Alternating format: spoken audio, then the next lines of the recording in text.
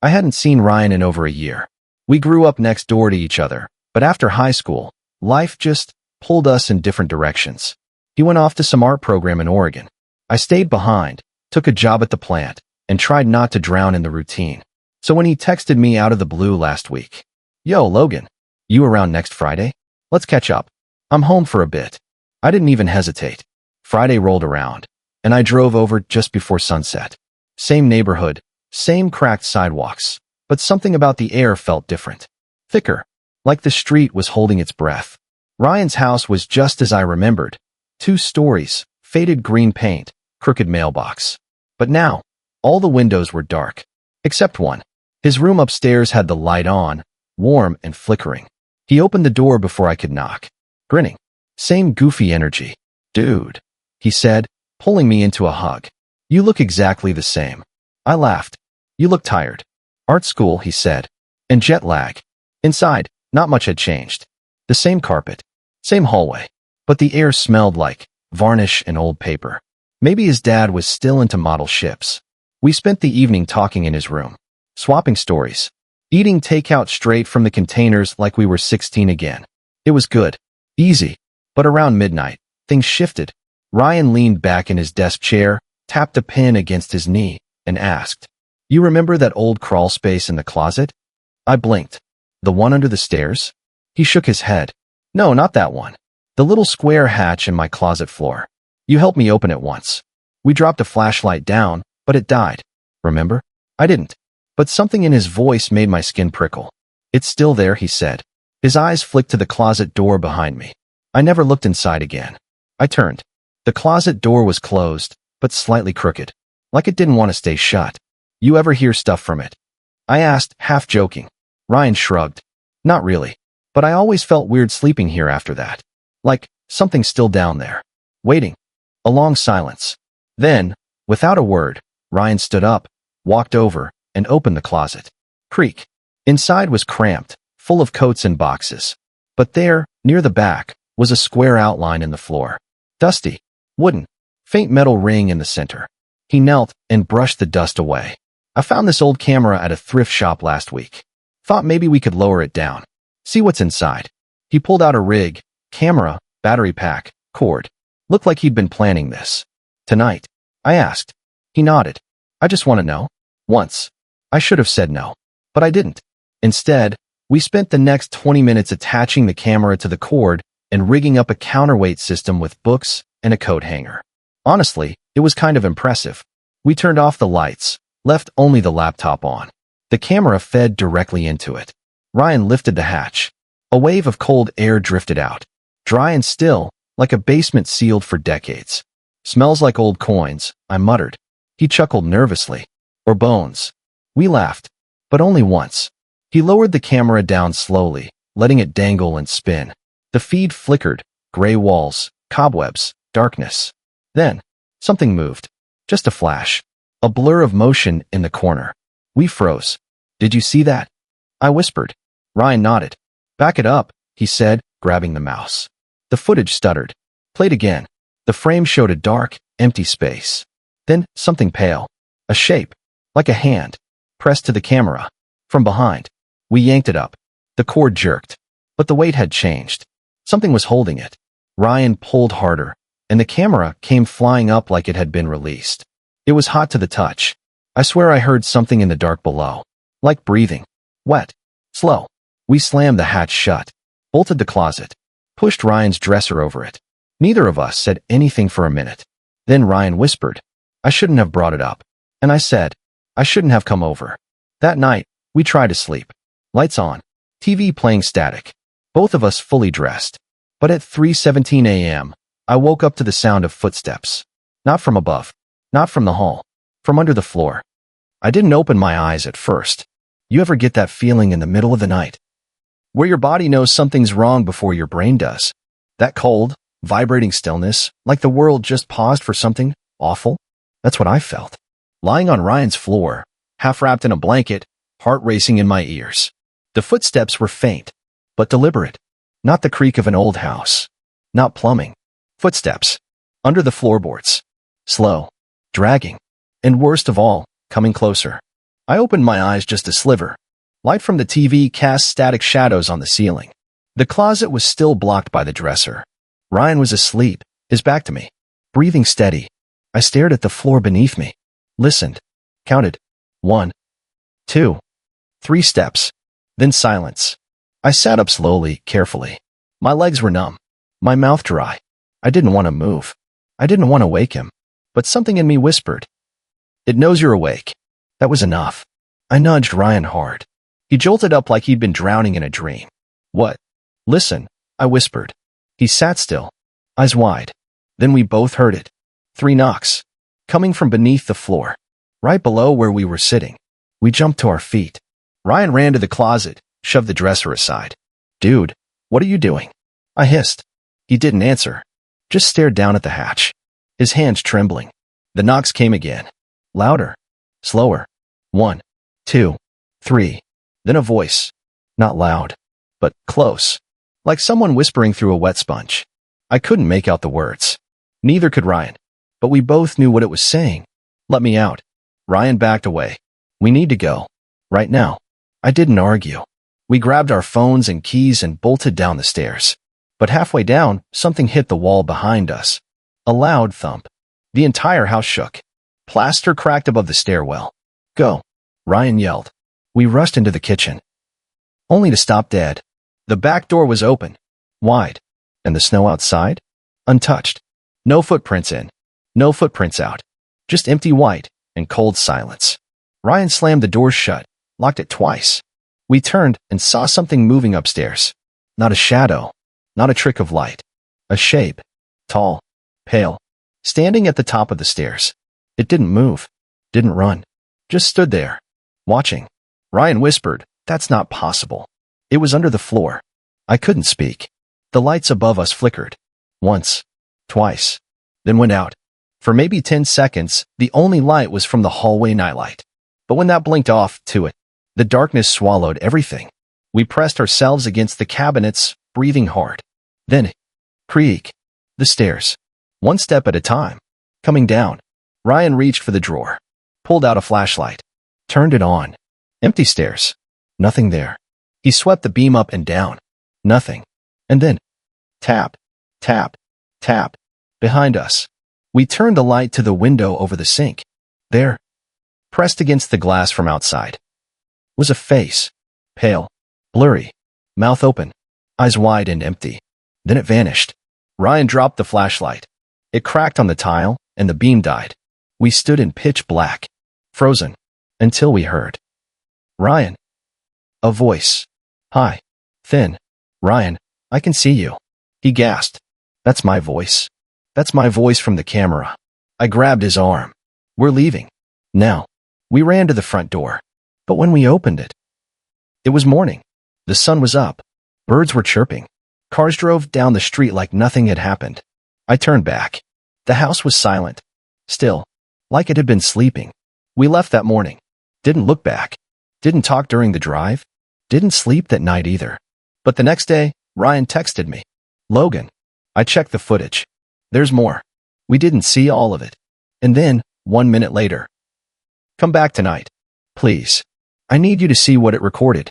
I should have blocked his number. Should have deleted the messages. But I didn't. Because I needed to know. What the hell had we let out? I almost didn't go back. I mean, who would? But curiosity is a parasite. Once it hooks into your brain, it feeds. And when it whispers things like, "What if you're not crazy? What if it's on camera?" You start making excuses to see it again. By nightfall, I was parked outside Ryan's house. Same faded green paint. Same busted mailbox. But this time, every single window was dark. No porch light. No upstairs glow. Nothing. Just the wind and the faint hiss of power lines above. I texted him. No answer. I knocked. No sound. But the door was unlocked. And when I pushed it open out, the smell hit me, like copper and burnt plastic. I stepped inside. "Ryan." Silence. Then a voice farther in the house. "Back here." His voice. Flat. Tired. I followed it to the living room. Ryan was sitting on the floor, cross-legged, staring at the laptop on the coffee table. His face was pale. Eyes red. He hadn't slept. The screen showed the crawlspace footage. paused on a frame I didn't recognize. I sat down next to him. You okay? He didn't answer. Just clicked play. The footage rewound. Back to when we first lowered the camera. Grainy gray walls. Dusty wooden beams. Cobwebs. Then the blur. Then the hand. Then darkness. But the feed kept going. What we didn't see was what happened after we pulled the camera up. The screen turned black for a few seconds. Then it clicked on again. The view was upside down. Shaky. Like someone was carrying the camera. Ryan's room came into frame. Empty. No one in bed. No one in the chair. The closet door wide open. Then the camera panned. Slowly. Deliberately. Across the floor. To the bed. Where I was sleeping. I stopped breathing. The camera held on me. Frozen. Soundless. I was still. Completely unaware. Then, slowly, it turned. Faced the doorway. Ryan was standing there. Staring into the lens. Eyes glazed over. Barefoot. Silent. I don't remember this, he whispered. Then the camera dropped. Hard. The feed cut to static. We sat there. Speechless. I finally found my voice. Who was holding it? He shook his head. I don't know. But it knew where we'd be. It waited. And it used me. I looked at him. Ryan, when was this recorded? He clicked a timestamp. 3:17 a.m. Same time I woke up. Same moment I heard footsteps.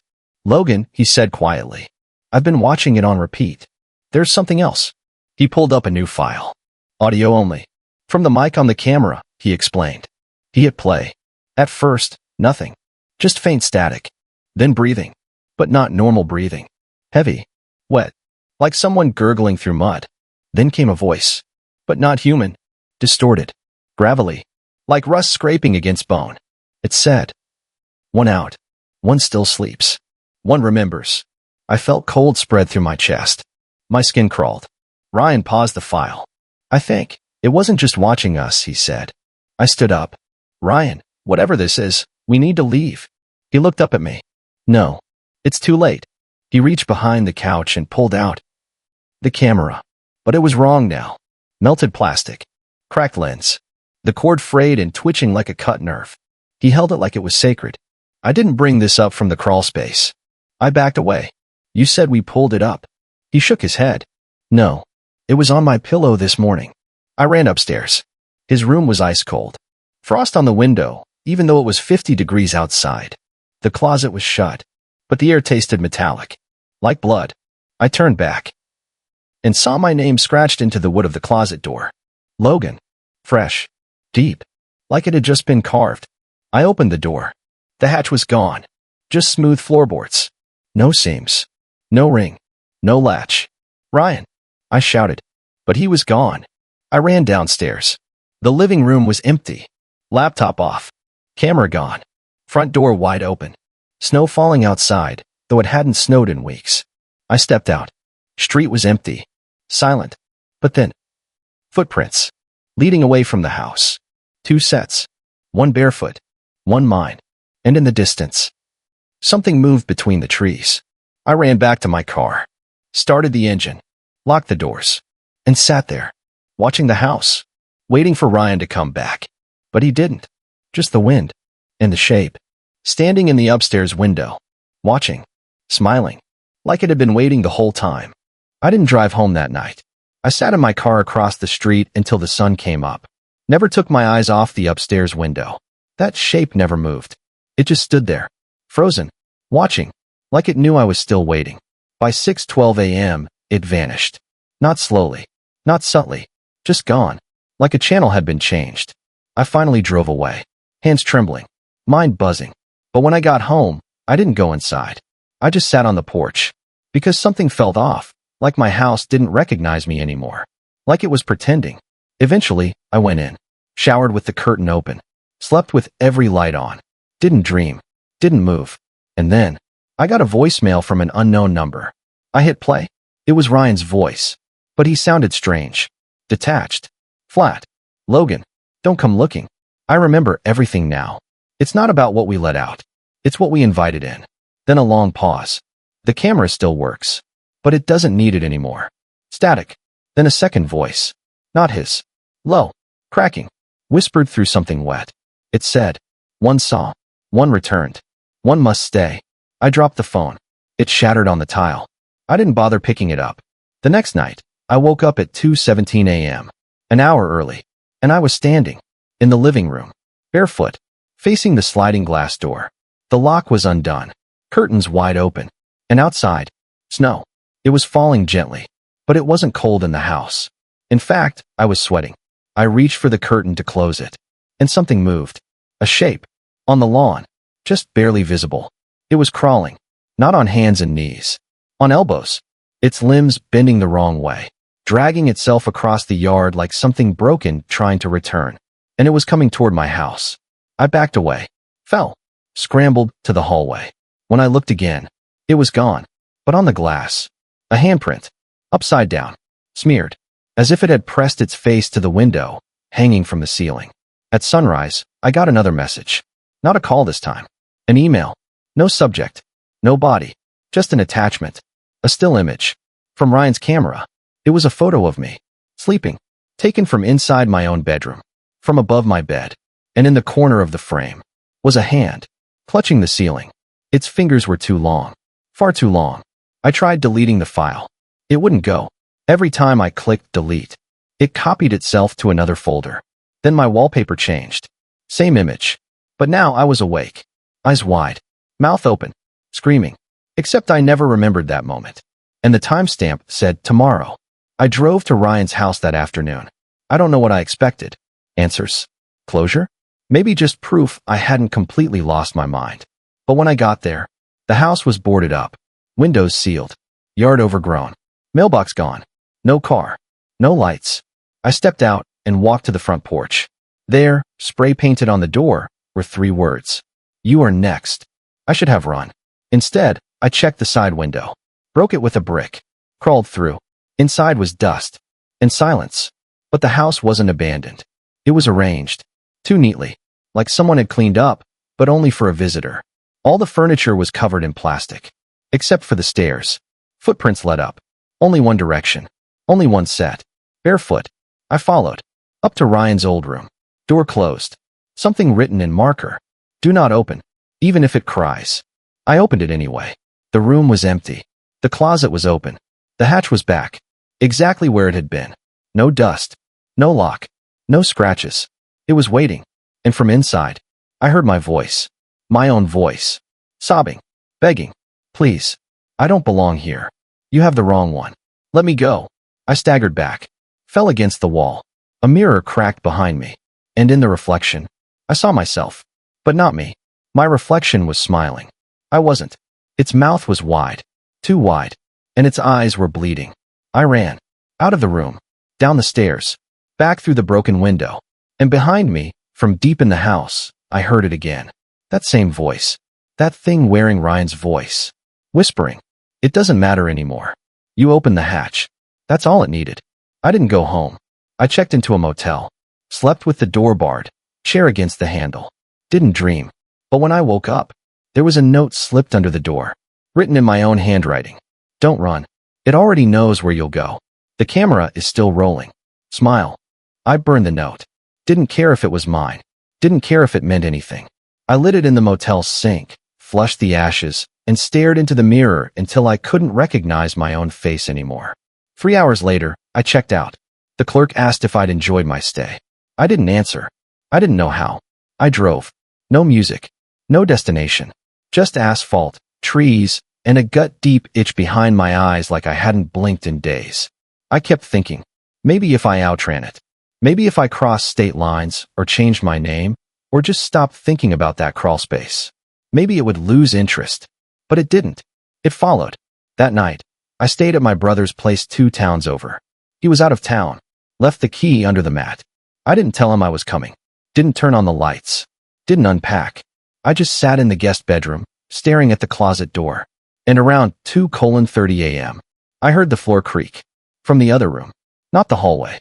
Not the pipes. The ceiling. Above me. I didn't move.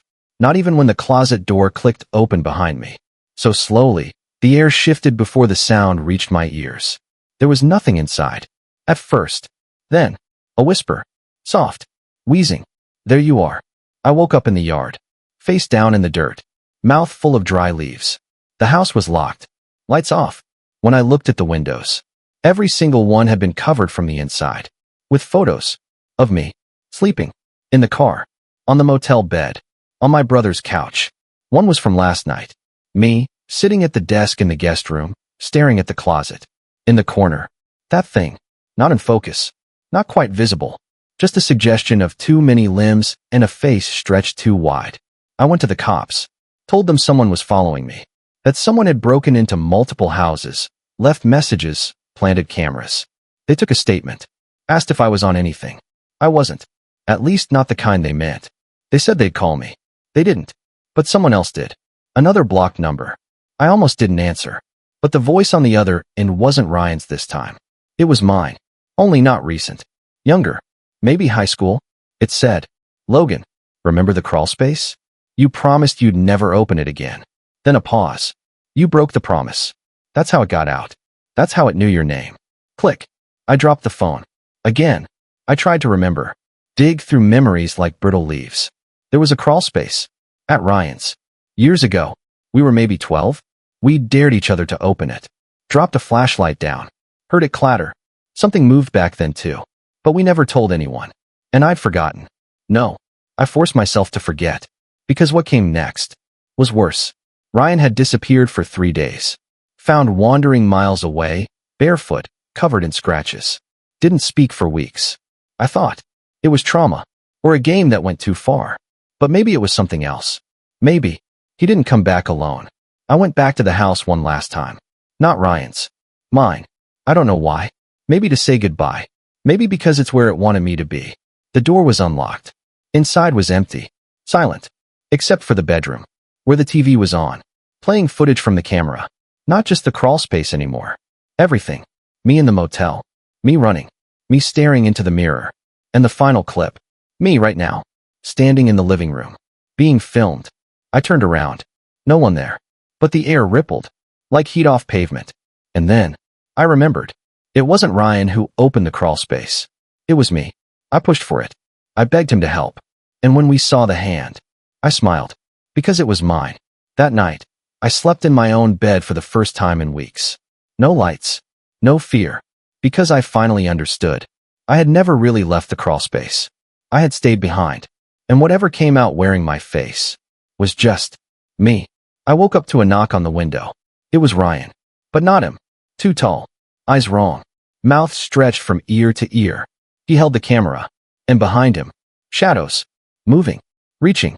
He mouthed 2 words. "You're next." Then vanished. They say if you record long enough, eventually the lens sees things we weren't meant to witness. But now I know. It wasn't the camera that recorded them. It was how they recorded us. All they needed was an open hatch. An open door. A single look. And now? Now I record too.